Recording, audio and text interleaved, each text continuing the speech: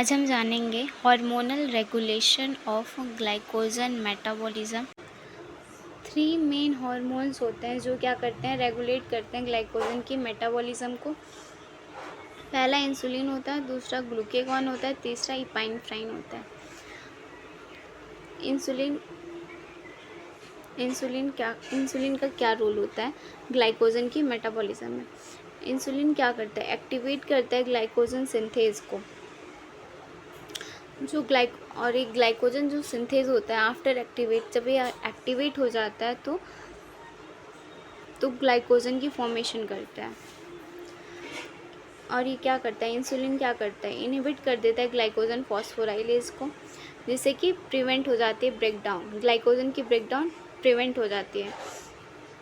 Glycogen phosphorylase breakdown करता है glycogen की, इस वजह से इंसुलिन क्या करता है, इसे इनहिबिट कर देता है,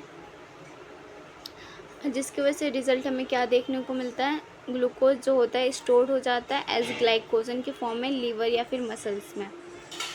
ग्लूकेगॉन और इपाइनेफ्राइन के एक्शन को अब जानेंगे हम। ये क्या करता है, प्रोमोट करता है ग्लाइकोजिनोलाइसिस, मतलब ग्लाइकोजन की ब्रेकडाउन को ही प्रमोट करता है। ग्लूकेगॉन और इपाइनेफ्राइन जो होते हैं एक्टिवेट करते हैं एडिनाइलेट साइक्लेज को, जिससे कि इंक्रीज हो जाती है CMP, और CMP जो होता है एक्टिवेट करता है प्रोटीन काइनेज ए को, और ये जो प्रोटीन काइनेज ए होता है एक्टिवेट कर देता है ग्लाइकोजन फॉस्फोराइलेज को, क्योंकि ग्लाइकोजन फॉस्फोराइलेज ब्रेकडाउन करता है ग्लाइकोजन का, इस वजह से इसे एक्टिवेट कर देता है।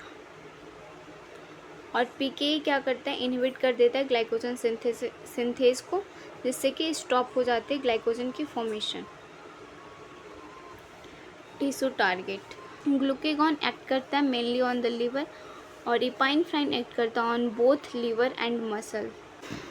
अगर हम यहाँ पे सिंपल वे में समझना चाहें hormonal regulation of glycogen metabolism, तो यहाँ पे इंसुलिन का काम क्या होता है, इंसुलिन का काम होता है प्रोमोट करना ग्लाइकोजन की स्टोरेज को,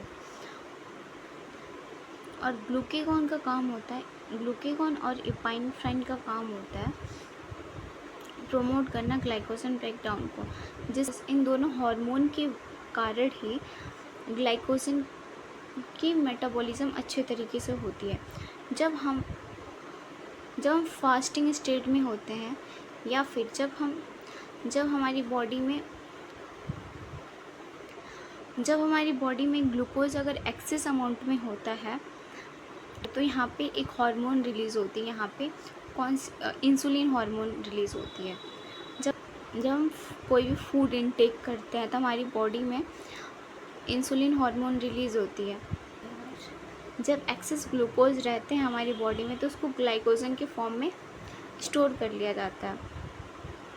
इसको स्टोर कर लिया जाता है जब एक्सेस ग्लूकोज रहता है हमारी बॉडी में, और इसको एक्सेस ग्लूकोज को फिर जब फास्टिंग स्टेट में हम होते हैं तो इसको क्या किया जाता है, इसको यूज़ कर लिया जाता है। जब हमारी बॉडी को ग्लूकोज की रिक्वायरमेंट होती है और हमारी बॉडी में ग्लूकोज नहीं होती है, तो उस कंडीशन में ग्लाइकोजन का ब्रेकडाउन करके ग्लूकेगॉन एंड इपाइनेफ्राइन हार्मोन जो होते हैं रिलीज़ होते हैं और ग्लाइकोजन का ब्रेकडाउन करने लगते हैं, जिससे कि ग्लूकोज हमें मिलता है, और उस ग्लूकोज से जो हमारी बॉडी की रिक्वायरमेंट होती है ग्लूकोज की, उससे फुलफिलमेंट हो जाती है फास्टिंग कंडीशन में भी। तो इसलिए ये प्रोसेस होती है।